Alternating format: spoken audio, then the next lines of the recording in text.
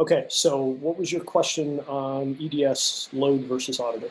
So load, I was just wondering because I have both of them right now. I might not keep both of them, but I just wanted to see if it's worth having. Like this is, I mean, you said you're not using load calculator anymore because it's so off you can't adjust things. I was thinking just like an initial visit of a house, use that and adjust the glass area. And I mean, there's a couple parameters you could change in here: ceiling height, above, the basement square footage. Yep. It's is it not? You're saying it's not really worth playing with this, or Well, it might be, it might not be, but I don't think I would pay for both okay, because you can just throw numbers into uh, auditor and not pay twice. okay. One thing I thought was interesting though, I've tried multiple addresses Mhm. with load and auditor, and they don't always show the same square footage. Like Uh, like the auditor will show the incorrect, the 1700 or whatever square footage, mhm. and the load calculator actually gives a more accurate square footage on a lot of different addresses. So that they might have, so that the here's the curse of the auditor tool that we're kind of struggling with. Um, so all of the development and effort is going into the load calculator tool. Okay. But the issues with the load calculator tool are you can't true it to energy use. So it's Mhm. probably going to overstate your load by 40 to 80% Really? right off the bat. Okay. And there's no way to fix that easily. Uh, and then I don't think there's a spot for, well, it's definitely not a spot for CFM 50 blower door or anything like that. No. And I mean, that's okay. Like it's a useful tool to throw something against the wall. That's kind of what I was going to be using it for. You know what I mean? Like, Yeah, just I'm not trying to get accurate with it. Just get like something. You know something. what I mean? Just Yeah, get an idea. yeah. But at the same time, if you put that into the auditor tool, you'll also get something. Okay. All right. So let So me get back out of here. Auditor. So I'll cancel this. It's not yeah, worth it. let's just look at it. All right. I should let me put in just All right, I'm looking at your background rather than. oh shoot. I'm sorry, what happened? It's all good. Did you minimize the window or scoot it over? There you go. Now I see it. I'm sorry about that. Okay. No worries. Um what Okay, should I so this put is in? load calc, not auditor. Yeah, this is let me do I don't want to put in I need a random address. Here, I'll put in my old address when I was a child. There you go. I just don't want my address to be on here and some weirdo showing up in my house with a freaking Well, you have 120 Easy Street right there. Oh, that is your messing around. Good, good. that's my well that's my office. I welcome weirdos to show up to my office. That would be great. There you go. 2421 West, and that is okay. Your office is seriously on Easy Street. Yep. That's pretty awesome. I need to have speakers in there with that Easy Street song playing. Okay, so this was I was a little bit. I mean, it's not hard. This doesn't seem like it's something that's very difficult. I just don't want to screw anything up, right? So So, this is the load calc tool. So that it used to look different, and it looks like they harmonized them because I stopped getting the load calc tool. Or is this? this is the auditor. This is auditor. Okay, okay, good. I was just like, at the top I see load calculator, and I was thinking that's Oh, what. this just allow me to switch back over to load calculator if I wanted Got to. it. Okay, got it. All right, so this I'm not too sure which whatever. I'll figure it out anyways. I'd always double check, but like the square footage doesn't seem right to me right off the bat. I'll tell you what. Open a new tab, and just type that address in, and it'll pull from Zillow. And as long as you've got county records, you'll know.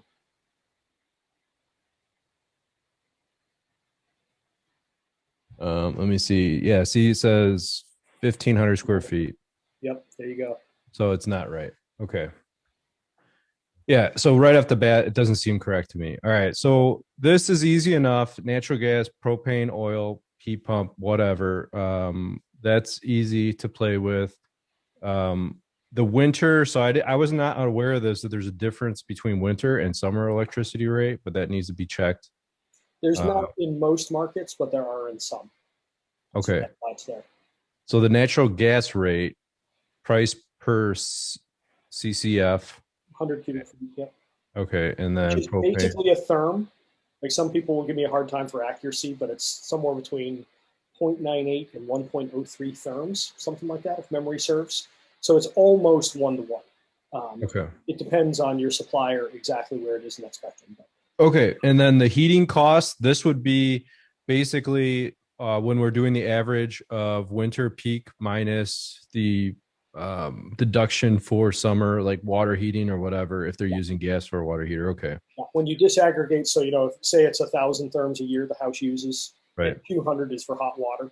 Yep. You're truing to 800. And by the way, to make this easy, change your natural gas CCF rate to 1. Okay. There you go. And then, well, let's say we're going for 1,000 therms. So see in heating there. Yeah, right here. The cost. Yeah. So take the slider and move that up until that says $1,000. That'll be too much there. You're probably going to go like you have to let go for a minute and then it'll recalculate. So that's too much. So then you pull it back down, probably to about 25% extra, 30%. Where does it show the? Oh, at the bottom in this pink area. Well, it's showing that there too, but if you look at the right, the upper right there, see there's cooling. I see. 2,543. Okay, got it. And so you want to change that heating number until it says basically $1,000. Okay, got it. Yeah, so you're right there. So that's a 3-ton house at $1,000. So why am I changing it to $1? Wouldn't you want to keep it? Is that just to make round numbers, or do I actually want the CCF? Is it better to do the actual number? Now this is a shortcut so that you can figure out how much you are truing to, because you're not truing to a cost, you're truing to a usage. So it's like somebody telling you how much they spent on fuel last year, but not knowing if they paid $1.50 a gallon or $3 a gallon. It's a huge difference. I care about the amount of fuel, not the cost. Okay, so it gives you a round number. Yep. So that gives you a round number, and then once you get that number to where you want, say your price is 70 cents, change the natural gas rate to 0.7. Got it. And that should be relatively close to what's going on if you look at your bills. Now, the bad part is I just took you out of order. So what you would use this for would be if somebody gave you a bill for a free quote. You probably shouldn't be doing this anyway because it's a free quote. Right. But before you true the energy use, you actually want to go put in your R values and your blower door. And then once you get all those in, then you come back up to the top and true it to usage. So you would never start off where we just started, basically. Correct. All right, so let's go down real quick. So where would I do that at? Home energy modeling? Yeah, click that arrow and scroll back up to the top, by the way. And move that, not quite all the way, I'm sorry. So to that slider with the energy use, to change that heating cost back to 0. Okay. Got it. So otherwise, we're going to do garbage in, garbage out. So should I change this back to 0.1, the cost? Cost doesn't matter because that's not changing the usage. That's only changing the cost. Okay. So then you come through here. Let's say it's your family home. Was it 4 people living in the house? Yeah, 5. 5? Okay, so change that to 5 for residents at the top. Oh, okay. Oh, okay. And 2,600 kilowatt hours a year sounds pretty low for what a family would use. So I'd change that to something like 5,000, and you'd have to look at a bill to see that. So this would be the cooling. We don't care about the whole year. We're just looking at the cooling load, right? Or usage. That would be everything but the cooling. What do you mean? So the cooling usage is actually up top. This is the lights, the stove. Oh, okay. Whatever else runs on electricity in the house, except for the water heat. So this is electric use minus if they have space heating, it would be minus like the heat pump usage. Right. And then also minus the water heater usage if it's an electric water heater. Okay. Water heater. And pretty typically, I see this be between 4,000 and 7,000 in our market. Okay. It can be more in other markets, but I mean, That's about right. Like most families use somewhere between 400 and 600 kilowatt hours a month Okay. on just stuff. Um, so, and by the way, scroll back up to the top because there is one other thing. We need to adjust the square footage to where it should be.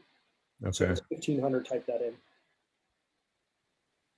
And that makes sense. 800 square feet with 5 people. Holy cow, that would have been Yeah. uncomfortable. Right. 1,500, a little snug, but doable. Yeah, it was definitely, it was tight. We moved out of there when I was young, but yeah. Okay. Oh, look, it messed with the electric usage. So Yeah. change that back to 5,000. So this is the curse. Like I've tried to do training videos with this software 4 times since that old one that's on there. And Hmm. every time I do it, something doesn't work right. And I'm like, Okay. crap, I can't use this as a training video. Right. And it's just driving me nuts. Like I put the address in and the load comes back at double what I'm expecting it to for heating. Um, Okay. or the cooling load will be off or whatever. And by the way, that electricity usage, the 5,000, you have to change that to 5,000 for both. Oh, okay. So how do you get to that 5,000? How do you pull out? Do you just take an average of what a water heater would be, like the typical 40-gallon electric water heater or whatever, and you pull the back that out, or how do you actually come up with that? You can do that, but the easiest way, it's like the gas bill. You know how you look for the summer month. Uh, so that's just your gas water heater bill. You're looking for the lowest month is what you're Right, but you're saying this is I guess this is the whole year, right? so you're looking at the whole Okay. year. All right. And Yeah, I so, get it. so say in March, they use 800 kilowatt hours, and that's the lowest. Um, Okay. you do have to have an idea of what a water heater uses, but they're usually pretty close to 5,000 kilowatt hours a year for resistance water heater. It might be 4, it might be 6, but it's usually somewhere in that range. And it's dependent on how many people live there. Okay. Because how many people are showering, that's what drives your hot water usage, well, and also laundry. Uh, so anyway, you have to learn how to disaggregate that, and I have a separate video on how to do just that. Okay. Cool. All right. So, and then what is this? Target temperature? This is indoor target temperature. We keep it at 75. Yep, Okay. that would be the AC at 75. And I mean, a lot of people are going to keep it cooler than that. Right. So you may want to change that to 72. But if we get them to buy an inverter system, It's going to be lower humidity, so they'll be comfortable at a higher temperature. yep. Yeah, so I routinely watch clients go from 68 to 72 set points to 72 to 78 set points. Hmm. Like almost everybody goes up 3 or 4 degrees. And I just tell them to just play with it, see where you're comfortable. Like there's no judgment. It's what are you comfortable at? Right. Okay. Outdoor temperature. So the only thing, I mean, maybe kick it up a couple degrees, possibly in the winter too. Maybe Yeah, you mess with might. that Yeah. 72. Okay. And those are your design temps. So 89, is that your summer design? 1% design? I would have to look it up. I don't remember, to be honest with you. It's probably close. Ours is 88 in Cleveland, and we have basically the Right. same climate. And then it's 5 for heating, and you're at 3. I don't So think I am 3. I think it's 2 or something. I can't remember. I'll have to look it up. But yeah, it's close. that's only going to move your load, 500 or 1,000 BTUs. It doesn't really. Right. So as long as it's close, just leave it. Because it's actually better to generally leave things in here, because then if there's an error, you can point back to the software. Where if you go and change all of the assumptions, now you're going to own more than you would otherwise. Okay. All right. So efficiency of the furnace, we could change this to 97%, right? And Yep. the retrofitted. Yep, exactly. So on the left is the house as it stands. So we would assume we're pulling out an 80% natural draft, and put in a 97, something like that. And I don't usually play with HSPF. Well, sometimes I will if I'm going to straight heat pump. Okay. But for air conditioning, the SEER is what matters. Right. So 8 sounds probably about right for a 20-year-old system, maybe 10. Yeah, and we're going to go to what? 20 or 18, something like that. Mhm. So there you go.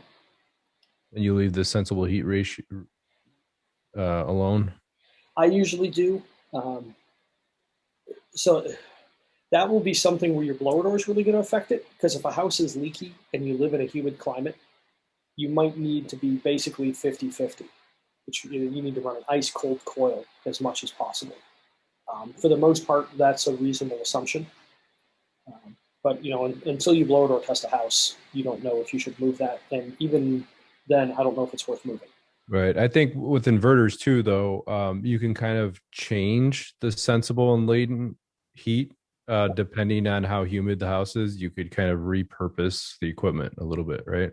Yeah, most of the communicating stuff has a dehumidification setting where it will purposely slow the air down and run the coil filter. So that's where inverters can save you butt, because if you put in a single stage 4-ton, something like that, and the SEER ratings are largely achieved by increasing coil temperature, because you can extract more heat out of a warmer coil in cooling mode. But that ends up killing your dehumidification, because if you run a 60-degree coil, it's only going to dehumidify to a 60-degree dew point, which is still pretty wet. Right. All right. Got it.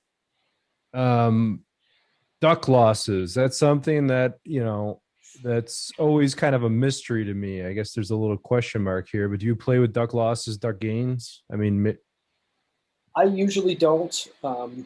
So this is really going to matter in southern climates. right. Where you have ductwork in the attic or unconditioned crawl space or whatever. Yeah. Okay. So duct losses in our market, it's not great because it's not the BTUs going where you want them, but they are going into the house somewhere. They're Right. not escaping outdoors directly. So 10 or 15% is kind of a fair thing to throw in there. Okay. And then maybe you seal it up afterwards. But the more I learn, I'm nervous sealing ductwork, Mm-hmm. because if you have a system that's already at 0.8 or 1 inch of static, do you want to seal that ductwork? Right. No. And I did it back in my installation days, because they told us it saves energy. Seal those returns. And why do I hear the air handler now and I didn't before? Mm-hmm. Yep. That makes sense. I imagine the best way to actually accurately calculate your duct losses is to check, maybe traverse the ductwork or do something where you're checking the branch or run whatever you're doing. Check your output at the furnace and then check each individual register and just test the airflow and do your percentages based on that if you wanted to take it that far. That would be my bet, and that'd be a good Bergman question probably, because that's outside of what I know. But I've Okay. definitely tested stuff like that where I test 120 at the unit and I get like 98 or 102 at the furthest run, so I know that thing's leaking a fair amount Right. before it gets there. Or technically, the heat is escaping through the ductwork on its way. Right. Okay. All right. Water heater, natural gas, easy, or you could change it to electric, oil, or propane. Um, I wonder if I should Just for giggles, change that to electric and heat pump. so change this to electric and change this to heat pump. Oh, Well, you okay. could keep Leave it gas. out. I'll probably do gas because that's what they're going to have. Yeah, so now change that. Change that to gas and then change this to heat pump, right? Yep, and then your efficiency you have to change to 400, because that's a 4 COP with the new room. So is this a pretty standard efficiency for a water heater? 60% for a natural draft newer water heater? 60 or 70, something like that. Okay. Windows. I know there was, I don't know if it was on one of your videos, but I saw somewhere that there is a law somewhere. I think that there's a tag on newer windows that shows the U factor. I didn't know that either. So yeah, you have to open up the window, and then somewhere in the frame is supposed to be a tag on them. But like a U factor of 2, U factors the inverse of R value. So 1 divided by a 2 R value is a 0.5 U factor, if that makes sense. It's the reverse. So yeah, and that's confusing as hell. I hate this metric just for this reason. This is like, all right, how do I explain this well? But if you have a U factor of 0.33, that's a third. So 1 divided by 3. The R value is you reverse it, and it would be an R3, 3 divided by 1. Okay. That's weird. It's a weird one. One is one a metric of how slow the air is or how slow the transfer of heat is, and the other one's a metric of how fast the heat is moving or transferring or whatever is, or I don't know. I don't pay attention to me. I'm just here. No, no, this is construction. So if there aren't three words to the same thing, so that we can all be confused about what the hell we're talking about, even though we're talking about the same damn thing, it just Yeah. wouldn't be right. So yeah, U factor, divide 1 by 0.5. That's the easiest way. Like, so if you take the U factor, divide 1 by whatever that U factor is, that's your R value. So Okay. a really good window is going to be an R5, which is a 0.2. Okay. If that makes sense. They're just reversed of each other. You just divide it Okay. by 1 or whatever. It's dumb. But an R2 is a good number for basic double pane windows. Okay. So that's usually a fair number. If they have single pane, you're gonna like that would be more of a U of 1, which would be an R value of 1. Okay. But even if you go to like storms, like everybody's gonna have storms. I mean, when's the last time you saw single pane with no storm? Um, you know, I don't remember seeing them. Aside from maybe in a house that was about to fall over. Right.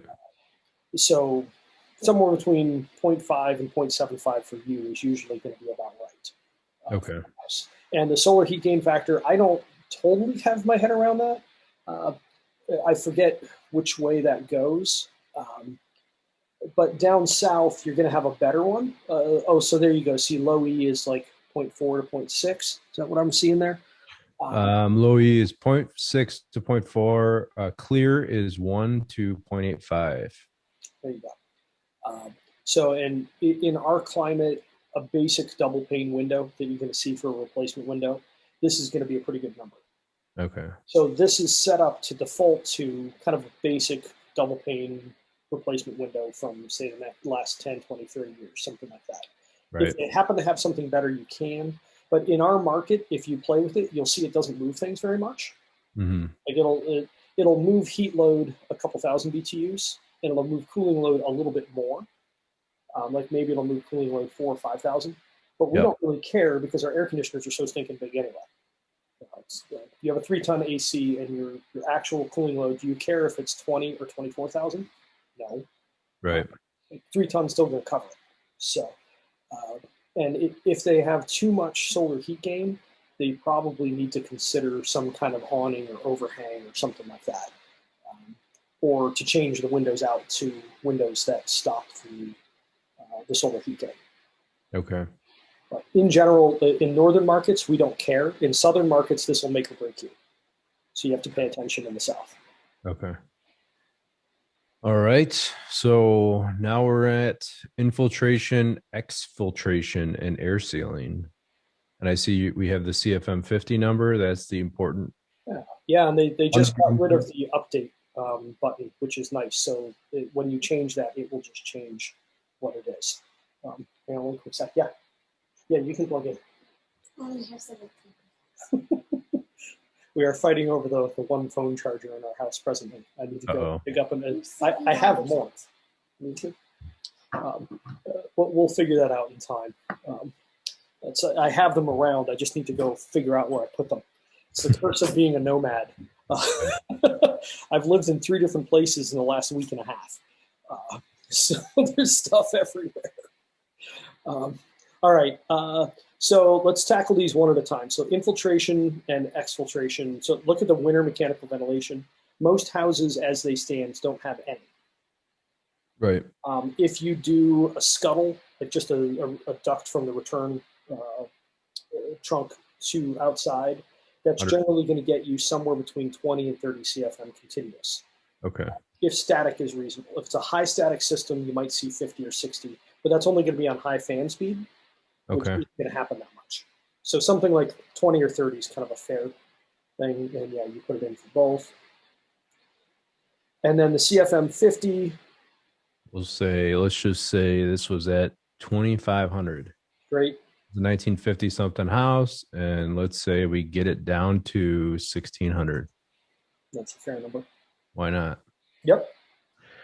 N factor. Not sure what that is. That's something to do with the height of the house, I believe, but don't remember. I don't ever play with it. Okay, so leave that alone. Yep. Volume. That doesn't Oh, seem that is way off. Yeah, right. it's So well, that'll 15. be like 13,500. It's off by a decimal.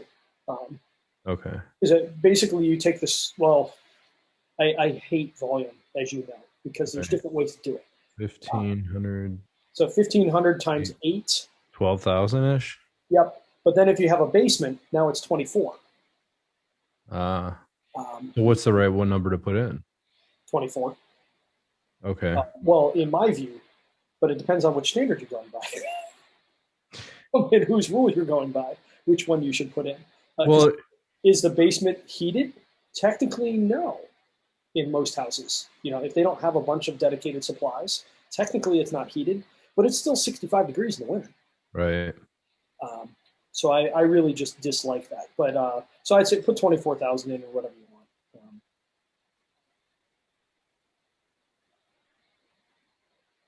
Got it.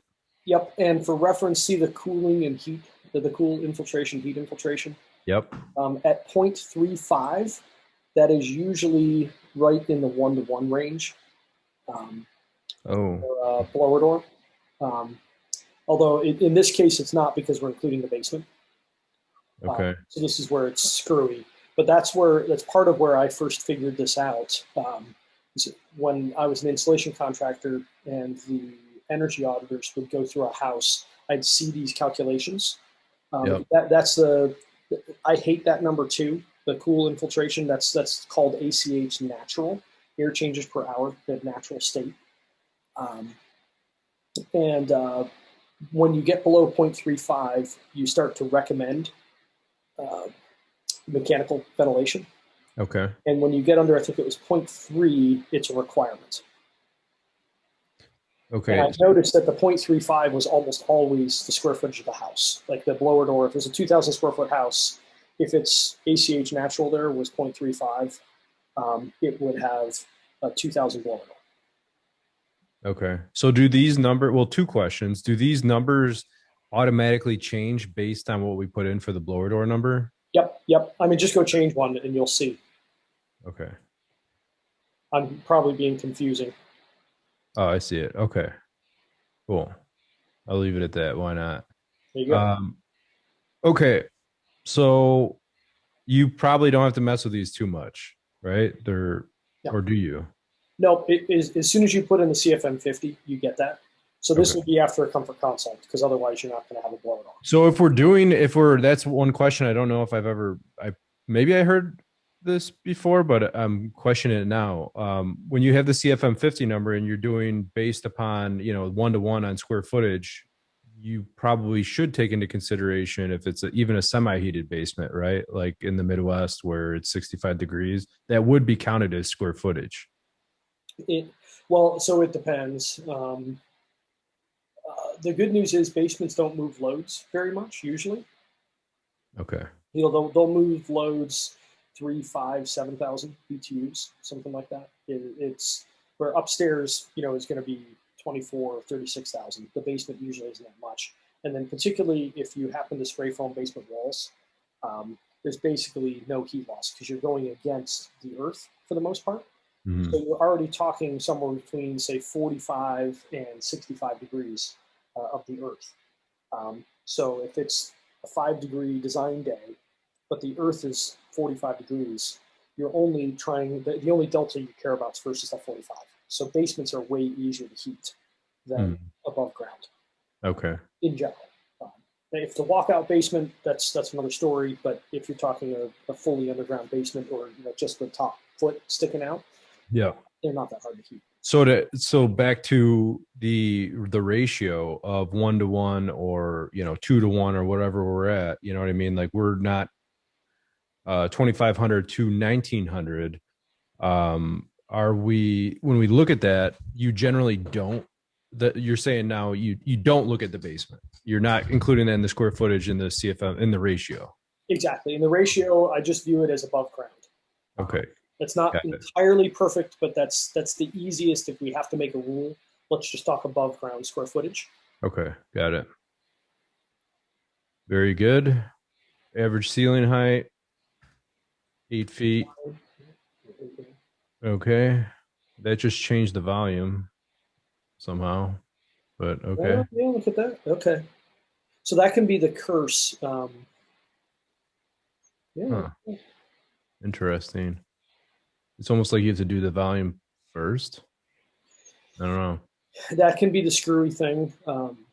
See the locks a little bit below there, so Yeah. under insulation. Um, Right. it would be better to be able to lock stuff so it only lets certain things move and Right. can't lock the volume. But at the end of the day, the volume doesn't really matter. Okay. It, It's say just you have about. a house with 12-foot ceilings. Is its load much higher? No, not really. Mhm. A couple thousand BTUs more. It's hard to mix, which is another story. Getting the air to not stratify. Um, but as far as the actual load, the ceiling height doesn't matter. So if you model a cathedral ceiling versus a flat ceiling, there will be almost no difference in the load. Okay. So it doesn't really matter on the volume side. It's more a square footage thing. Okay. Cool. Wall square feet. And So I should calculate. So wall square foot is usually a little bit less than overall square foot on a single story. So is this a ranch house or a two-story? it's a two-story house. Oh, okay. Um, so that'll be a little bit more. So in that case, it'll probably be a bit more than the square footage of the house. So put Okay. in like 1,800. Like we could calculate it, but Yeah. I mean, I just, it, whoa, what happened there? It's not allowing me to type anything. oh, click the lock and unlock. Oh, it's every time I try to, Oh, look at that. it locks it. Well, that's Very, strange. I haven't actually played with that before. So, huh. It won't let me. Like whenever I try, you got to do it by hand. What? oh, that's dumb. Am I going to sit here like a freaking, look at this. Oh, moving along. So that's that. This really only matters if you're going to try and quote insulation against it. Okay. But in the 2.0 process, you're not going to do that here anyway. Don't quote insulation until CPP, unless you're Okay. really confident and you're okay with taking responsibility. Um, Oh, I don't know what's going on right now, but okay, cool. okay, fine. We'll just take that number. Great. And ceiling square footage. Yeah. And in a two-story house, that would be Look at that. It popped in again. You just delete the zero and it figures it out for you. It's magical. that's funny. So it's assuming that this house is a ranch, Yeah. doing those numbers, but whatever. Uh, so I was going to say earlier that the curse of the auditor program is it seems like they don't have a lot of users on this, but they have a whole lot of users on the load calc side. Okay. So they're making changes on the load calc side that end up pushing over here and break it. But there's only a few users on this side. So they should probably just get rid of this at the end of the day or sell it. Hmm. Because this is probably only going to be an annoyance and a money loser rather than something truly useful to them. So they need to commit to fully supporting this or not. Okay. Either way would be fine, but uh, they keep breaking stuff, and which is why I can't recommend this tool. Okay. I go in it, and every couple of months something doesn't work. Okay. All right. So floor R value, if you have a basement, it says you cannot have a R value of zero, but I guess you would, if you have a basement and there's no slab insulation, it would be one. I don't know what. Now, it won't even let you go under 5, so try changing that. I think it's just stuck at 5. Yeah. Okay. Five it is. Yep. And R11 sounds reasonable for wall insulation. There you go. Ceiling bat fiberglass. Got it. Ceiling installation type. Cavity. It's going to be cavity, and so I mean that's if you are basically just in between the joists. So why don't you do the upgraded amount? So 22, fine, whatever. Leave it at 22. Okay. whatever.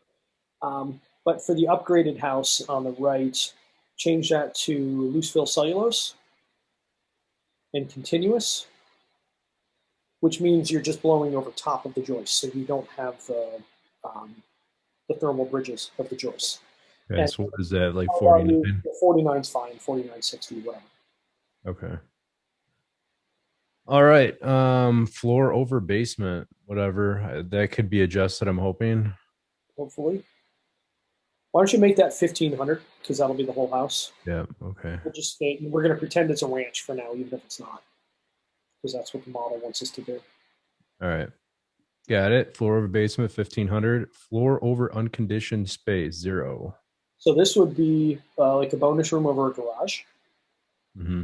or if you have like an addition that has a vented crawl space. Okay. What if it was a unvented? What if you ended up like it's vented now, but after you do the project, the after you want to insulate the crawl space with foam or whatever, and you're closing off the vents, and you put a little circulation or whatever in there, then you would change that floor over unconditioned crawl space. Even If it'll let you. So let's say it's 400 square feet. Let's see what happens. So it'll go from 400 to 0. I okay, don't know if the model will be okay with you doing it or not. Is it the other thing I don't like about that item is you have to pick temperature of unconditioned space. To me, that should run off of the design temperature, not have okay. to be separate. So I don't know what the best way is to do that. And this is the R value is floor R value, I'm assuming. Yep. Okay. Just leave that, I guess. Yeah, no, yeah, it'd be something like that probably. Temperature of unconditioned space. Okay.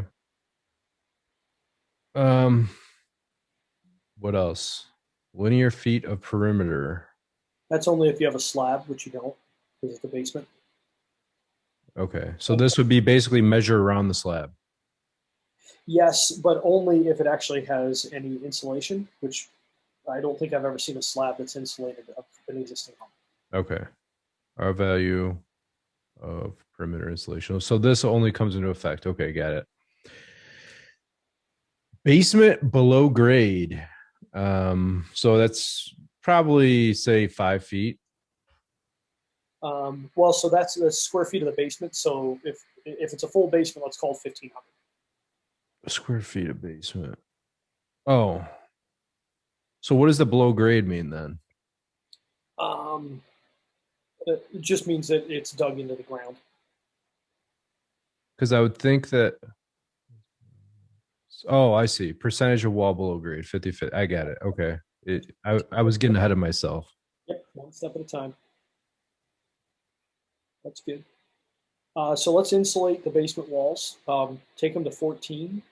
On the after or Yep, both? and the after. That's 2 inches of closed cell, which is standard. Oh, 1,400. It's like freaking the spaceship or something. Okay. Filled the entire basement with spray foam. Good news! You don't have a basement anymore. We can. It's your mechanical. Yeah. You live in a Yeti. Only your basement. The rest of the house sucks. So percentage of wall below grade. Most of our basements in our zone are going to be between 70 and 80% below grade, because you've usually got Right. a foot of wall sticking out, and then the rim joists. Yep. So got what, 2 foot worth of 7, something like that. Okay. So yeah, then you're good. Now that you've gone through all this, now you have to go back up to the top, and then we true it to actual usage, because now we have what the house actually is. Oh, and look at those loads. Those loads went crazy. Okay. What was that? Because we were at like 37,000 before, something like that. I didn't even really pay attention for heating, you're saying? Yeah, yeah. We were under 40,000, and now we're almost at 100. Okay. So now we have to use that slider to true it. Do I change this to 1.1? Yeah, change that to 1 just so it's easy. Just 1, I mean. Yeah. Okay. And then we'll true it to 1,000 therms, just to pick a number, or 1,000 CCF. So you'll have to go negative on that one. Oh, negative. Where am I reading the therms at? It's in the dollars. So in the heating dollars, because you change it to $1 a therm, Oh, okay. that's how many therms it's going to be. Oh, wow. See how far things can get off. Pretty close, right? This is, yeah, that's close enough. That this is truing to actual, what the house actually is. Oh, there's one other thing we need to adjust. Scroll up just a hair. Oh, geez, look at the windows. Um, Where am I looking at the windows? just a little bit below that map. To the map of the house. Oh, 228. That, Yeah, yeah. that's a little light. So why don't you change them all to like 50 or something like that? Okay. And usually two sides are going to be light on windows and two sides are going to be heavy. That's normally what you see. So I'll leave one at 11. Why not? Great. And then you have to tell it, scroll back up there too. See the direction. So you want to click which side of the house has the most windows. So why don't we just say south for giggles? And then watch all those, see how the adequate exposure diversity moved? Yep. Um, that will vary. That's your cooling load on a hotbed. Okay. So I'm just trying to wrap my head around now. This is all pretty easy. I mean, you can get this pretty tuned in, fairly simple by just measuring the windows. I guess you could lock that. But I am not sure how is this by changing this to $1 or one, just one. We're saying that we're trying to get this to whatever the actual cost this of Whatever the usage is. So if we're aiming at 1,000 therms and we set it to $1 per therm, okay. dollars are going to be the therms. So we don't care about the costs. We just care about how many therms there are. Like what, and we're just making it easy math by changing this to one. I got it. Okay. But once you do the easy math to get it to one, now you need to go change that price to what the real number is. If that makes sense. It's two steps. So first we are going to true it to what the actual usage is. Okay. And then we change what the actual cost is. So what's the average?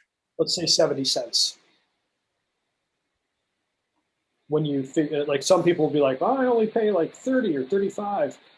You have to put in your meter fee and the taxes and the delivery fee, all of that other stuff has to be figured in there. Okay. So this is what they're actually paying for gas. Yep.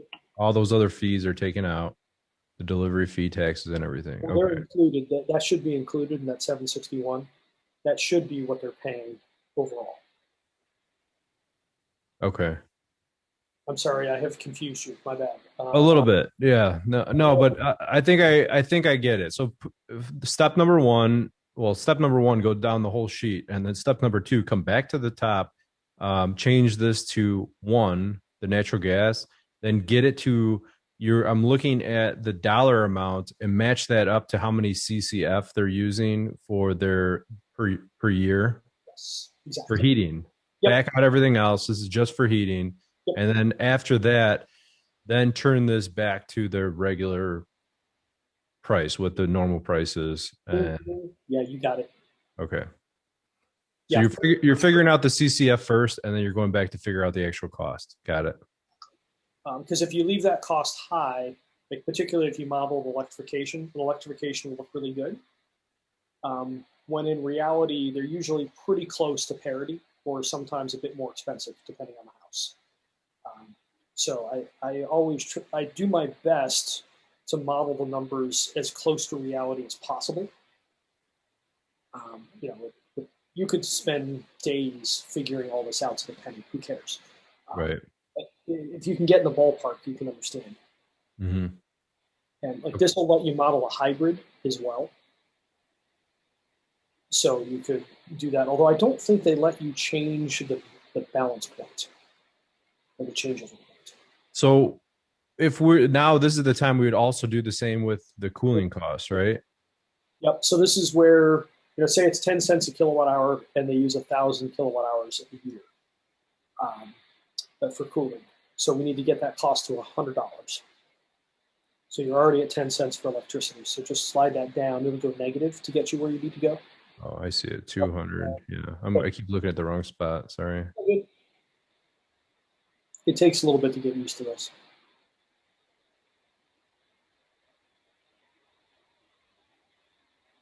All right. Pretty, there it is. Boom. A 1-ton house. Okay.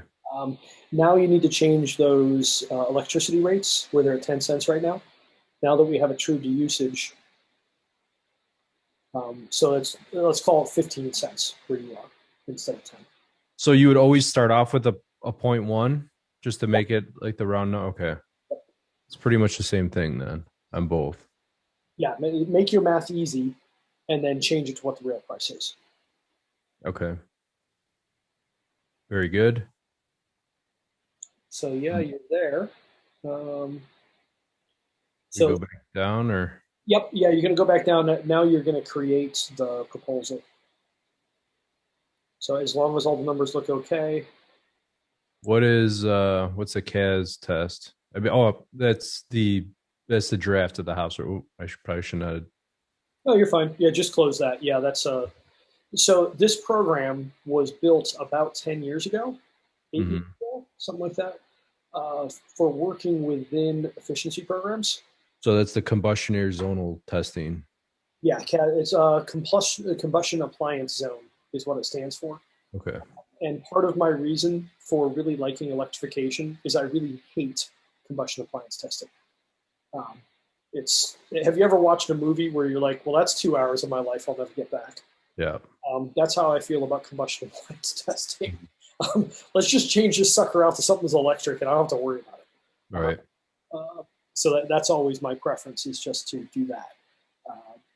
I think some stuff is easy. Like if you have a natural draft water heater, almost all of the ones made in the last 6 or 8 years have grommets on top, plastic Mhm. grommets. If it's melted, they have a combustion problem. Right. You can test it, but it's like we were talking about before this. Like if a capacitor is bad, do you have to decide how bad? Not Right. really. Just change the capacitor. Right. We don't need further diagnostics. So anyway, yeah, the CAS testing, don't worry about that. That's not going to apply here. And this is interesting, actually. So something is wrong. Looking at this, see the cooling system replacement saving $182 a year. Yeah. Something's wrong in their calculation because we just changed it so that cooling only costs $100 a year. So it's tough to save $200 when you only spend 100. So Right. something is off. And like so, this is why I haven't done training videos because every time I go through it, I'm like, damn it, this isn't right. You're killing me. So the load calcs themselves, I tend to trust. Well, I guess it depends because they've broken that a number of times too on both heating and cooling. Um, uh, but generally, the load calcs are at least okay-ish, and then Mhm. these numbers sometimes are okay and sometimes aren't. But it's really tough to recommend a tool highly when almost every time you go check, you're like, well, that smells funny. Right. Um, so therein lies the rub. But to your original question, could you use this to run a basic load calc? Yes. You could just plug the address in, and if the square footage is wrong, change the square footage to about what it is. There is a load calc. You do you need to go through any of this here? The Not to do a energy. basic load calc, no. So well, let's pop off a proposal and then just go do another house, pretending like we're going to do a free quote. All right. How do I do At the that? bottom there, very bottom, see the Get Audit Report? Just click that. And I forget what the other things are too. There you go. This is their new report.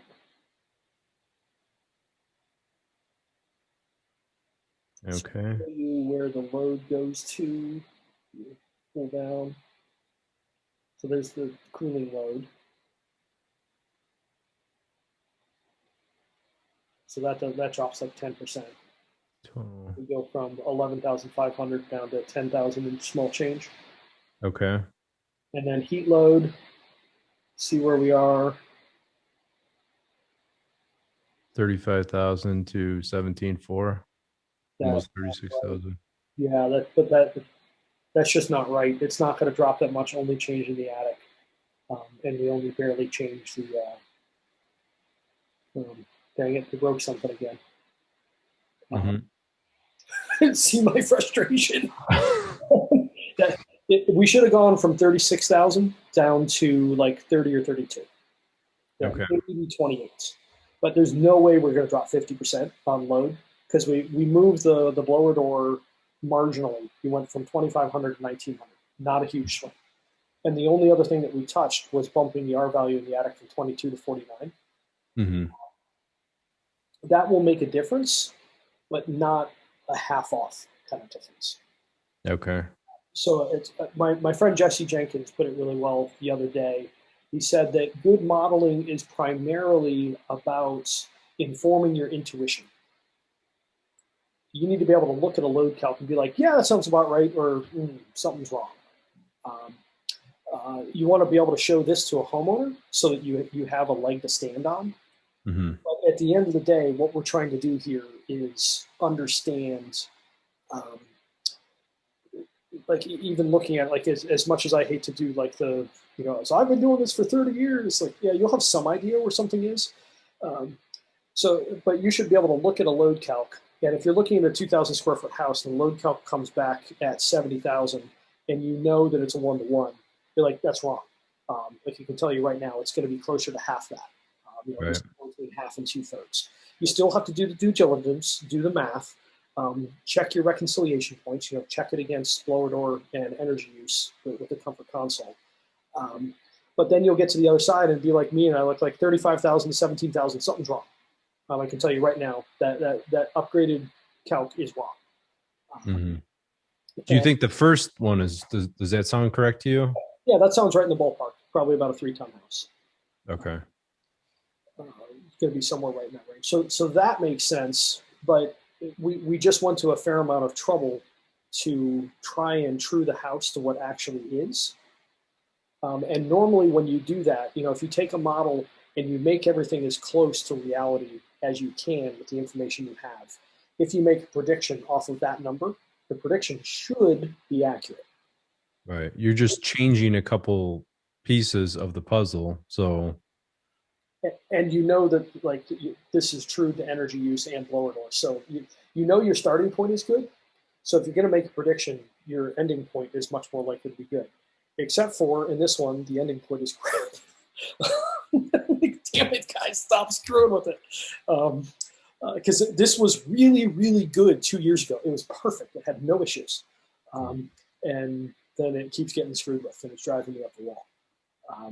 Hence, I haven't done any more training videos.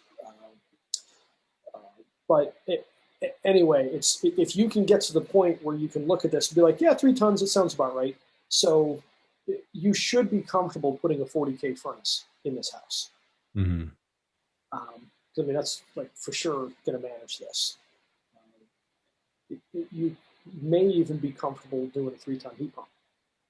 Okay. You'd really be comfortable with a 3-ton heat pump with 15 kW underneath, because 15 kW backup is 51,000 BTUs. Is that more than 36?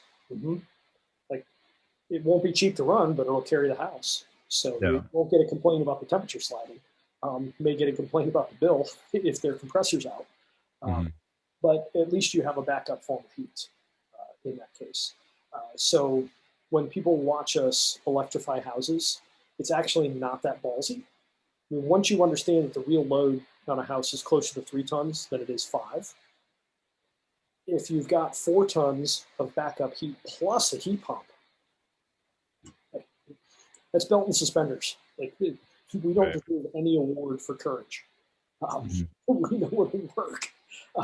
The only one where that might be the case is Carrier's VNA 8 and all the equivalent ICP models. Below 2, they shut the compressor off, and you can't change that. It's a hard setting. So in that case, you want to know that your strip heat is going to cover the difference. Because it won't have the heat pump to help until it gets back to 7. But with that being the case, that's not a unit that I would recommend in climate zone 6. I'd stop that one at 5 where we are. Because we'll just get a couple days here and there where that happens. But if you go to Minneapolis, where they spend a week and a half or 2 weeks a year below zero, you don't want that unit.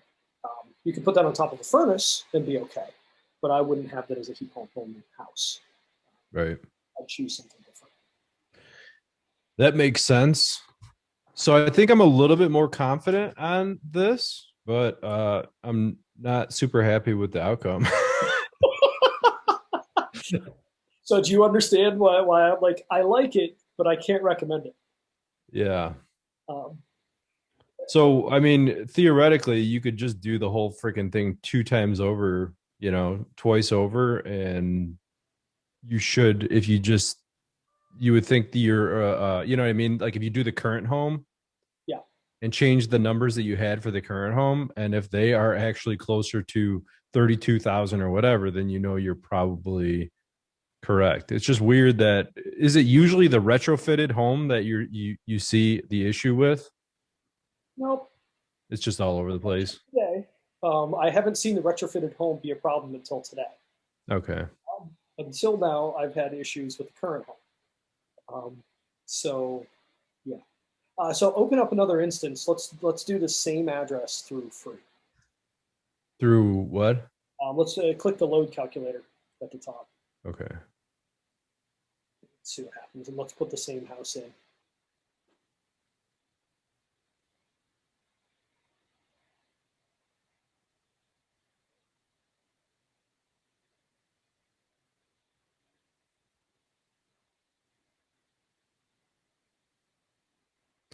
Yeah, so this 7, we're gonna slide this up to 1,500. Okay. Well, they've changed this. This was a lot more primitive looking before, so that's good. So I see what they're doing here. Originally, when I bought Auditor, it came with a copy of the load calc tool, so I got to look back and forth. And now I just have Auditor, so it doesn't let me have this. So So yeah, pulling things right. So that looks right, like 110 square feet of glass, 15, 15, and 76. That's probably not that far off. okay. Maybe it's, the north and south may be a little low, but it's not hideous. 15 square feet, that's one 3x5 window. Right. Not that much. Okay. Turn this down to 72. The Mm-hmm. summer indoor design. Just leave that. Yep. Summer outdoor design, winter, bring that up to 72. Indoor temperature design. Leave that at 3, I guess, for now. We left sensible heat alone. Yep. Number of residents, 5. Average ceiling height, 8.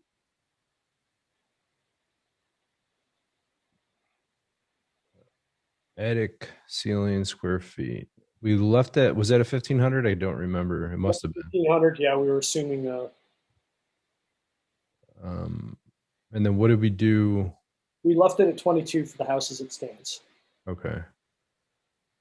Wall square feet. I That's don't remember. at, well, close enough, but the R value is what matters there at 11.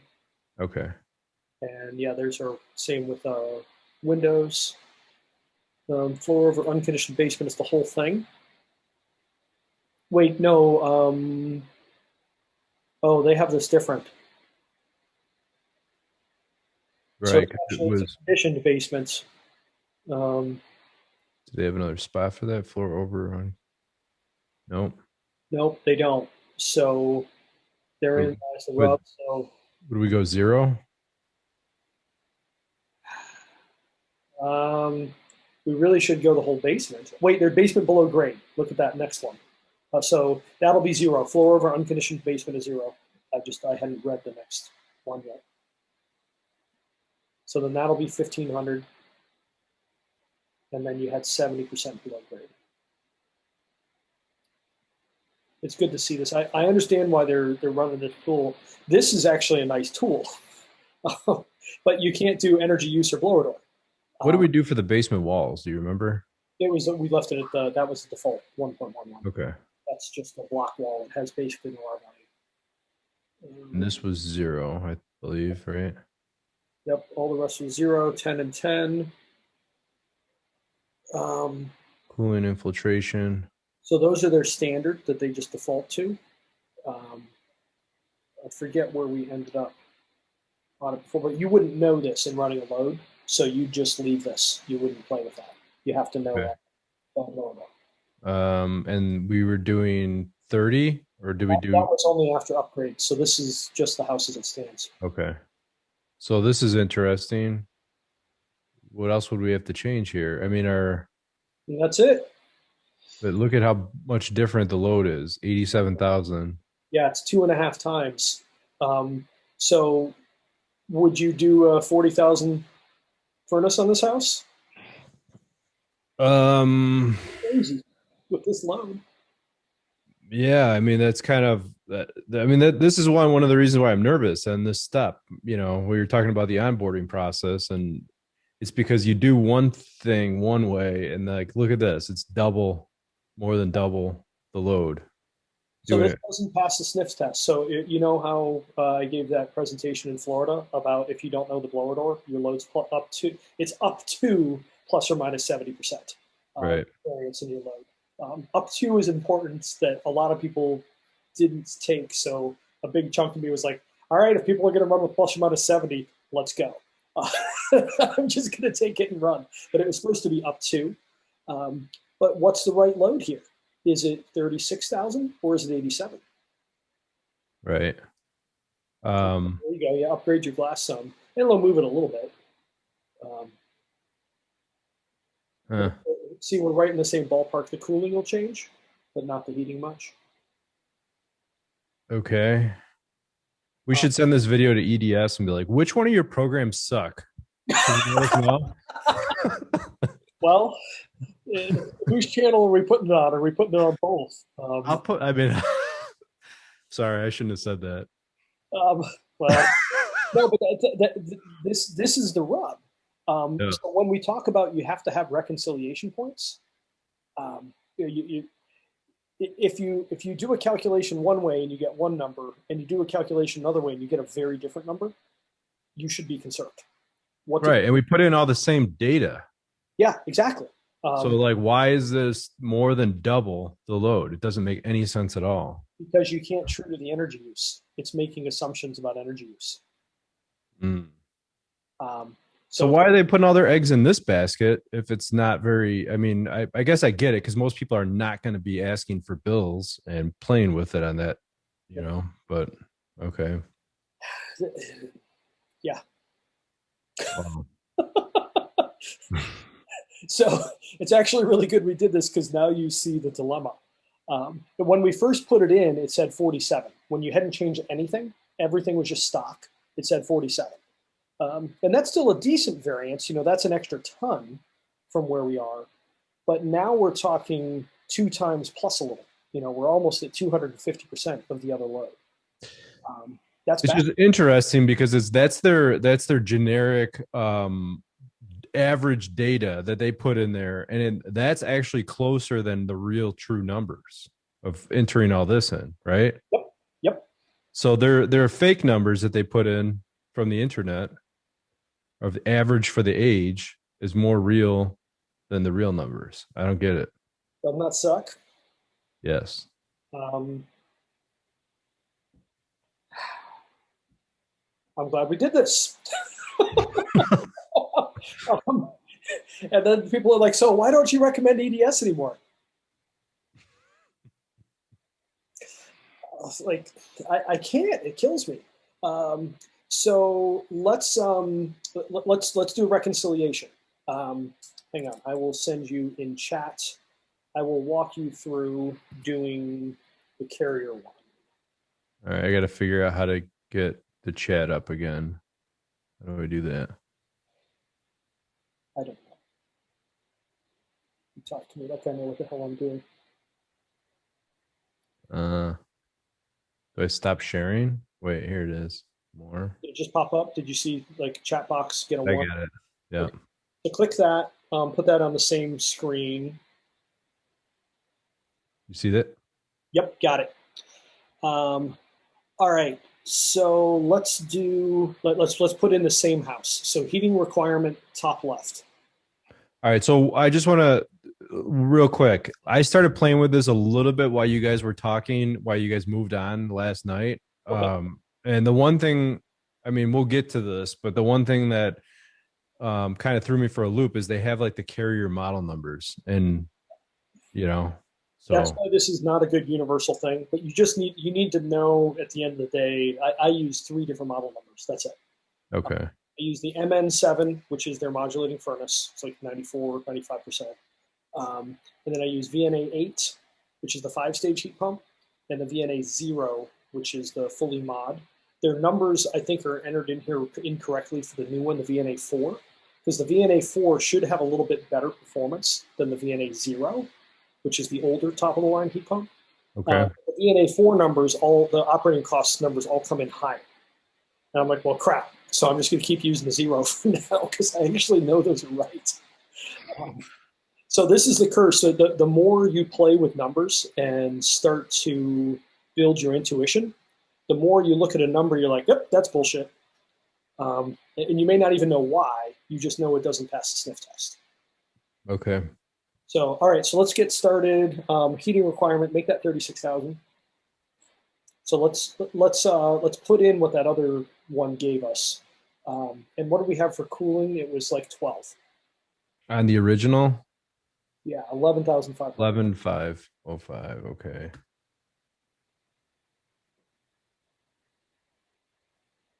Put in the zip in your old house. I'm gonna sneeze.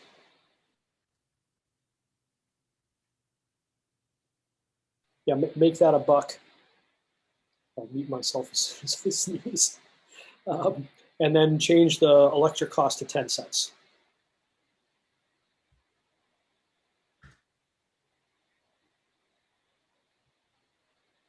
Got it. So we got all that in. So whatever it spits out for heating and cooling usage is going to be either the therms or the kilowatt hours. Well, the kilowatt hours you'll have to, multiply times 10 or whatever it would be. 12 times 10 cents. Anyway, so now we need to put in the base system. So let's see, what did we put in before? We said it was an 80%er. So we're going to do AC and gas furnace. AC and gas furnace. Got it. Outdoor unit. Take it a second. Just scroll. I think you put CR10. Sensor. There we go. Indoor unit. And scroll down and do an AFU 80. So this should be pretty much what we put in before. And look at that total fuel cost. Wait, where are we? So it's the total fuel cost we're looking at there. That's the gas. So go down just a hair further, the 821. Okay. That is how many therms it's saying it's using. What's the difference between heating cost and cool cost or total fuel cost? Heating cost also has the electricity for running the air handler. Oh, okay. Got it. And then, so the cooling cost, that's just the raw. So they're not dead on. So the cooling cost, 124. In EDS, that was 100 is what we're putting in because we should be comparing as close to apples numbers as we can. So we're off a little bit there. That's not off horribly. So I don't look at that and think that it insubstantiates the model or makes it false. It's just like, where does this number come from? So this uses what's called bin data. Okay. So if you've heard me talk about that, like you can get bin data for any climate if you know where to look, and I'm not good at finding it either. But so you have 5-degree increments, so 0 to 5 degrees, 5 to 10, 10 to 15, and so forth, all the way up to like 120. Right. And then every climate will tell you how many hours of the year the outdoor temperature was in that range. Okay. Why is it important to have this all figured out that we're changing this? I know it's for round numbers, but this obviously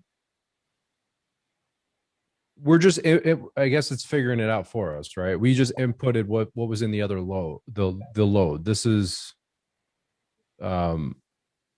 the only other step we would have had to take is to go through the bills and figure out the actual usage and figure this out. We're just pulling this out of what we figured in the other load, right? Exactly. Yeah. So we're taking the EDS model and comparing it directly to this one. And Okay. this one I've used enough on client houses in the past that I trust it. It's not dead on, but say it's within 10 or 20% of reality. Okay.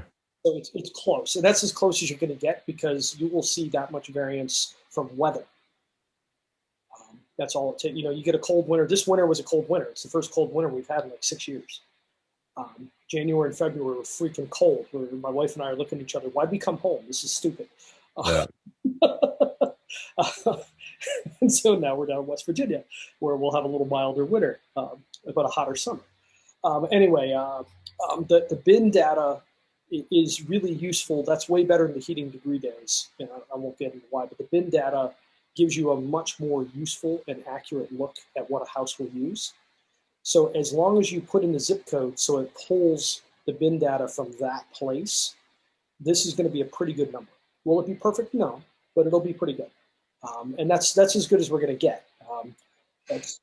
You're watching us get into arguments over this. Some people are like, well, it's 37.725 degrees. I'm like, but it says it's plus or minus a 2-degree reading. Yeah. It doesn't matter. We're just trying to get close. Right. Because it's always going to vary. There are no perfect numbers. We just need to be close enough that we're going to provide good experiences for contractors and homeowners. If we're there, we're good. We don't have to get any better than that because we can't.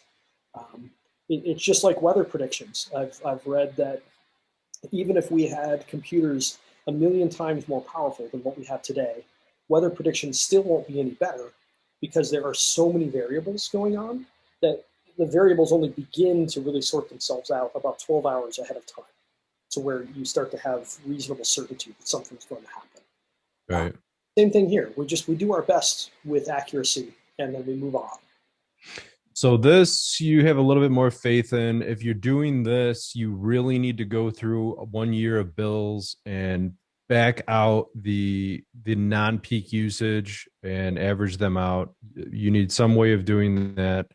I know Michael Hausch has a really nice setup for that. Otherwise, whatever. That's how you get your heating and cooling requirements to pop in there. You would need that. That's step number one, Yep. right? Or you can true it to the actual usage, which is what you're doing here. So, yeah, there's 10 different ways to get to the same thing. This is just one that we're looking at. Okay. In this case, we're comparing the output of this to the output of EDS that we just did. Okay. That's what we're doing. So, yeah, anyway, there's a bunch of different ways to get there. But if you have the energy bills are a really, really good indicator.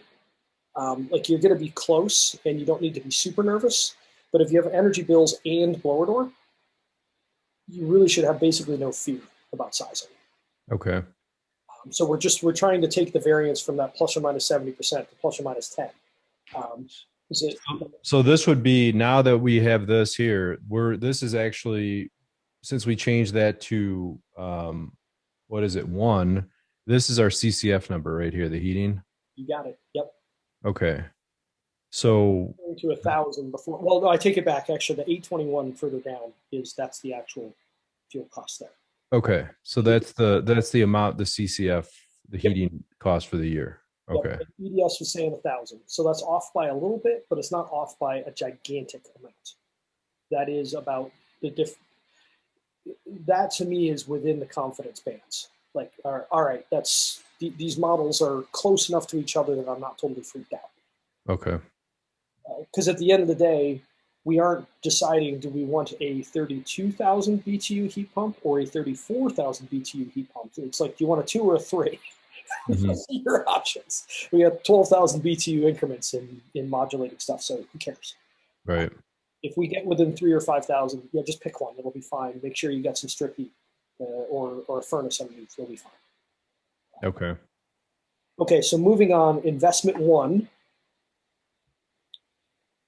So let's run with the carrier stuff since I know it. So let's do a hybrid. So about midway down, hybrid gas heat. Split. Yep. Got it. And outdoor, pick the 8s, the VNA 8. 25 VNA 8. That's the one I like using. This is going to be very similar in performance to like the Bosch or the Fit or something like that too. Okay. Indoor, MN7 is the modulating. It's a nice unit. Oh, look at that. It actually chose a 1-ton heat pump. So 25 VNA 813 at the top in the outdoor model. Oh, okay. That's actually the 1-ton. Wait, VNA. Which unfortunately isn't actually a 1-ton. It's a 2-ton that's been derated, but it only drops to like 55% of capacity instead of 25. So it's not actually a useful product, unfortunately. Okay. Okay, so let's do the same thing again in investment 2. Do hybrid. Nope. You're good. Hybrid. Got it. And then choose the 25 VNA 8 again. And also the MN7. We're going to make a different change. Oh, jeez. Come on, Adam. Too fast. All right, see the little box right below where you are? Click that. That's like the do not check box. It feels that way, doesn't it? What is this doing here? So what I did, though, is that, so investment 1 is a hybrid where we lean on the furnace. Investment 2 is a hybrid where we lean on the heat pump. So what did the check do? So look right below there, the outdoor model, right below the checkbox. Okay. 25 VNA 837. That is the cold climate 3-ton. And that's what the check did? Yep. If you take that off, so it goes to 13, and you check it, and it goes to 37. So in the basic hybrid one there, the investment 1, that heat pump is only there for cooling. It's not there for heating, basically. Like it'll do a little bit of heating, but it'll very quickly lean on the furnace. Where in investment 2, we're leaning on the heat pump to do most of the heating. And this is also kind of, so we'll do one more, we'll do a heat pump only system, but look at the bottom first of investment 1 and 2. See annual savings, they're both basically exactly the same. So if you have dollar therms and 10-cent kilowatt hours, the heating cost is basically identical for Chicago and Cleveland. Like that'll be climate zone 5 in general. But our electricity costs are generally a bit higher than that. So we'll come fix that in a moment. But let's do investment 3. So do a heat pump split for that one. And outdoor unit, make it the VNA 0. Indoor fan coil, sometimes it gives you the FE4. And then click that use for heating. So technically, the green speed is actually cheaper to operate. So see at the bottom there, with these fuel costs, you actually save more using the heat pump only system. See, so investment 1, you save $300, $306 a year per, and then 301 for investment 2, and investment 3 saves 381. Problem is these fuel costs aren't realistic. So go back over to the left, the gas cost. Change that to 70 cents, 0.7. And then change your electric cost to like 14. I don't know exactly what Chicago is, but that's going to be close. Or 13 or 12 in Cleveland.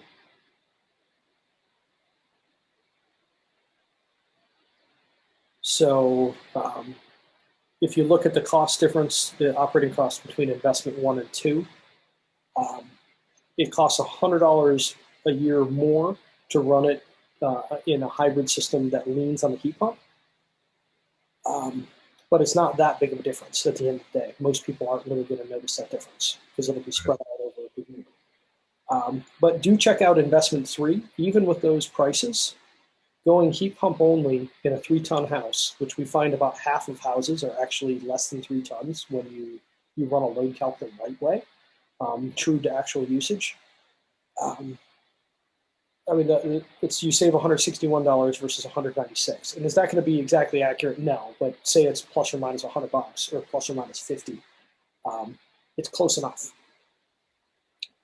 So this is why we are not afraid of heat pumps in cold climates. Bad part being the VNA 0 indoor and outdoor units, like 7Gs, and it's more like 4 or 5 for the 8. So there's for the prices that I've seen, different people have different numbers depending where you are in the country. Right. So you still have to sell the client that they're going to have to spend $2,000 more on equipment. Yeah. To do this. So that's where comfort cell can be useful, or you sell them a hybrid. A hybrid is, do I love them? No, but hey, they work. Right. Just don't do a single stage heat pump on top if you can avoid it. Okay. So wrapping all this back around, does it make sense that when we true to actual energy usage, the load on the house you grew up in using, kind of a guesstimate 1,000 therms, but it's going to be 1,000 therms plus or minus about 200 for that house, more than likely. That's going to be where that house is. But does it make sense that the load on that house is more likely 3 tons than it is 87,000? Yes. But if you don't understand the math or see doing it this way, you're going to be terrified, and you're probably going to put 100,000 BTU in that house, which is probably what it would have. Right. Yeah. No, I get you. If only there was a better way. I got to play with Cool Calc too. I don't know. It's very just a little bit discouraging on it. I mean, this is an awesome program if you sell carrier. Yeah, yeah. This is close enough. If you look at the numbers on this and you compare it to a 5-stage of whatever other manufacturer, you're going to be in the same ballpark. I just don't know. I'm not familiar with any of their model numbers. I guess that's the issue. Here's the 3 you need to know: the MN7, the VNA 8, and the VNA 0. That's all I ever use. And those are heat pumps. Well, the MN7 is the mod furnace, Okay. and the VNA 8 is the 5-stage. VNA 0 is the full modulating heat pump. Okay.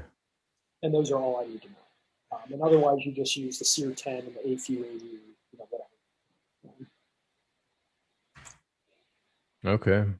So you can use this for other manufacturers, and it'll be somewhere in the ballpark. Is it going to be dead on? Nah, but Close enough for government work. an 18 SEER is an 18 SEER. But when you compare their outputs at different temperatures, I don't know if you saw that chart.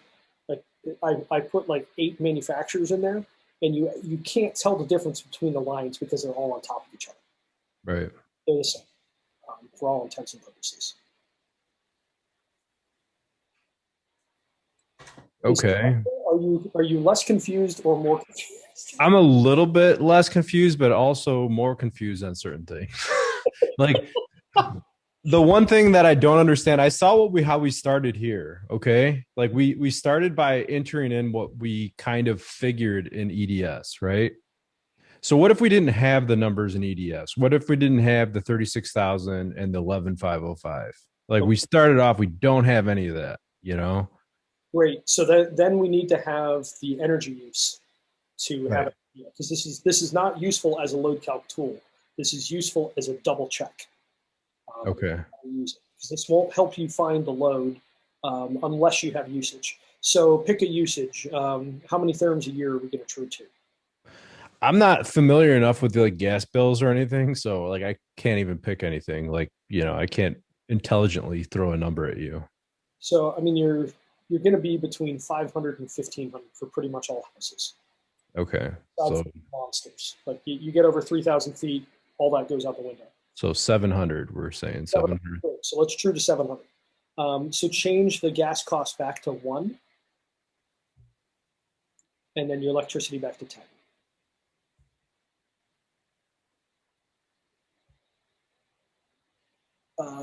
And we're going to ignore the investments. We're only looking at the base system. Okay. And we're looking at the total fuel cost. So the 821 down there. Total fuel and total electric, right? Yep. But for this case, if we're truing to gas usage, Okay, gas. Yeah, right. I got it. Yeah, Therms.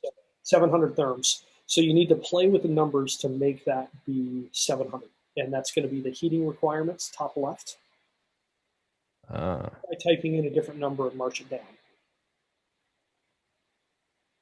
Oh, what happened? Okay. It just has to go recalculate. So we're close, but not quite. Ah, okay. Well, So, 2.5 ton house. all right. So that's pretty easy. Mhm. I mean, you would just need the base system, and then you would do the same thing with. So, what about electric for cooling? So same thing. You have to, say the house uses 10,000 kilowatt hours a year, and then you look at it and you figure out what their base monthly usage is, um, and then you subtract it out. So let's say for giggles, we're at 2,000 kilowatt hours a year for cooling. Which we would try to hit 200 here because it's 10 cents, right? Yep. So you are catching what I'm throwing, Okay. and that's going to be the cooling cost. Yeah, you only bumped it a little tiny bit. Um, What's so going on bump that to here? like 18,000 or something. Okay.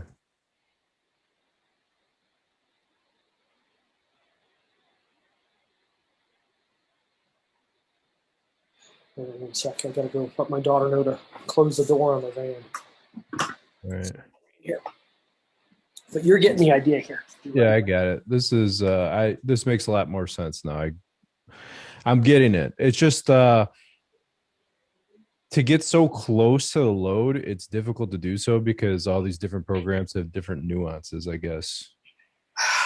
Yes.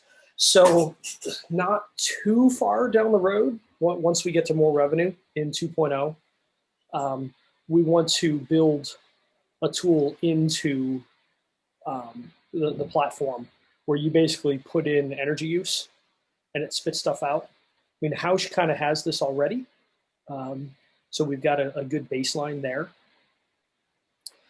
But you should be able to basically put in what your gas and electric usage is for heating and cooling and largely get a load back. That's not all of it. It's like if it's a leaky houses, when it gets really hot or really cold, stack effect takes over and they really start like flow. When you're talking about a hole, you need a hole plus pressure to get flow. Um, like the room I'm sleeping in here, it has one window. And so if I have the door closed, even with the window open, there's no flow because there's nowhere for the air to go in and out. Right. So in a leaky house, the top and bottom are your leaky parts. So if it gets really cold or really hot and the house is leaky, it flows like crazy because you have pressure and a hole. Um, so your load on a leaky house, you should be scared about. Your load on a reasonably tight house, you're going to be fine. You want to have a little fudge, but you'll be fine. Um, you'll be within, say, a space heater of being correct, 5,000 BTUs. Okay. So that's the key. So energy use alone will get you pretty close, but I wouldn't bet my life on a load calc only based on energy use. Okay. If I have energy use and blower door, I start getting much more comfortable about being aggressive. Okay. And since we're going to be giving awards to the people that are ballsiest in sizing, if you don't have blower door and energy use, you're going to get nervous. You're not going to win that award. Well, I mean, I'll tell you, just doing random furnace change out like path A, Mm-hmm.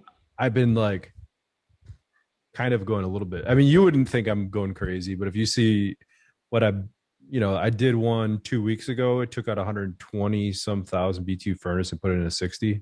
Yeah, So it's unless the house is insanely leaky or really big, you're fine. yeah. Uh, we put a 60 in a 4,000 square foot house with a 4,000 square foot basement, and I Mm, never saw that system run above 70% capacity, even when it was 0 degrees out. right. Um, but that was a tight house that I knew the numbers on. But my old house, well, several houses ago. This is house number 5 I'm sitting in. We are serial house buyers. And it was 1,800 square foot, 1,600 square foot in Cleveland Heights. Had a 5,000 blower door. We put a 60 furnace in. That was fine. You're going to be fine. So yeah, don't be a chicken shit. If it's got an 80, put a 60 in. Mm-hmm. You don't have to run a load. Right. All right. Be like the gypsies. Downsize. It's strange. We're our little camper. We just have that little 17-foot casita. Yeah. It's literally 70 square feet. Right. So we got home to our 1,400 square foot house, and it felt like a mansion. You're like, oh wow, to the servants' quarters. Yeah, this house is a little under 100. But it worked out. We sold one 2,200 square foot house, and with the same money, we will have bought and fixed up 2 1,200 square foot houses. Not bad. And we'll be able to Airbnb both of them and have them make us money. Then you need your third house. Yeah, probably. I'm not ready to commit to that yet. Talk to me once this one's done in a few more months. Right. So cool. Well, this was super helpful. I really appreciate it. Now, the only thing is I need to get, I guess, a little bit more confident with EDS or move over to CoolCalc to throw in the blower door number. Yep. Problem is CoolCalc doesn't have energy use in it to true against. So you got to use all 3 of these freaking programs all at once. It's obnoxious. That's really, if you just use that tool that House created and you put the energy use in, that'll get you in the ballpark. But that's not like an official load calc. Right. So, the tool that we want is somewhere between these 3. And that's obnoxious. Or you can use RightSoft and spend 3 hours modeling the dumb house. That is super. RightSoft is super crazy, and I feel like there's always stuff that you could miss in RightSoft. You know what I mean? Like it's been a while, and you really need to sit through long classes on RightSoft to understand everything. You know? Yeah, exactly. So I have a love-hate relationship with that program too. But the key thing is if you can figure out a couple of quick-ish methods like backing into usage like you just did here, this will at least take the fear out, which is where we want to get everybody. Don't be freaked out about downsizing. You'll be okay. But have some understanding of where the risks do lie. Right. And if you're scared, that's what the Monday and Thursday night meetings are for. Yep, exactly. And you can always go up a size, and then we'll make fun of you. Yeah. And your static pressure will go boom, boom when the air handler turns on. So it's all good. Well, I'm glad we did this. Hopefully this will be helpful to some other people too. I'm hoping so. Because this was definitely something that like bothered me about the whole thing. You know what I mean? And it's better, but it would be awesome when you get your program running. So, well, help us get some more people signed up, and then as we make it better, it's going to cost more because there's not enough revenue yet to pay us, let alone build a slow count tool. Infrastructure, yeah. But we're getting there. We had to get the system to where it was good enough to even ask for money, and now it's there, and now we need to be able to ask for more, and then you can pretty much rest assured that as we move forward, most of the money coming from it is going to go right back into either support or programming, making it better. We're not in this to get rich. If it works well, we will. But that is not the goal. The goal is to make things better. Like the goal 2.0, you're not doing the jobs to get rich. You're just solving problems, and maybe you'll get rich along the way. Who knows? Yeah, getting rich should be an outcome, not a goal. Right. How many people have you watched the Chase get rich quick schemes? Do they ever get rich? No. I don't know anybody that has. But people that figure out how to solve problems, yeah, they make money. So if this all works, it'll work too. But in the meantime, this is a bit of a cluster, and I'm sorry. But if you get energy use, at least you can use this op cost tool to within 2 minutes come up with a good idea of where the load is, and then go run a load with a different tool. And if it comes in somewhere close, you're like, okay, I feel okay with that. And then you go put in whatever size you think appropriate. Okay. Does that make sense? Yep. Very good. Awesome. I appreciate your time. So go back to painting your house and re-drywalling or whatever you're doing. This one's a bit of a mess. They didn't flash the windows, so underneath all the windows is moldy, and the sheathing is rotting out. So we're going to get to pull all of the siding on this house, and then put Tyvek up and actually flash the windows so the water goes around the windows instead of through the wall. I hear Corbett has a bunch of good videos on that. No, I'm just. That was good. That was good. This hasn't. It's funny where like the banter part is so fun, but this was a teaching time, not really a banter time. Sorry. I'm glad you closed with some banter. That was funny. Watch Corbett so he can teach you how to do something perfectly in a way that nobody else will pay for, or execute well. Mm-hmm. We're trying to ride the middle of what can we sell and execute well enough that it improves lives. Very good. All right. Thanks, man. Thank you. I appreciate it. We'll talk soon. Will do.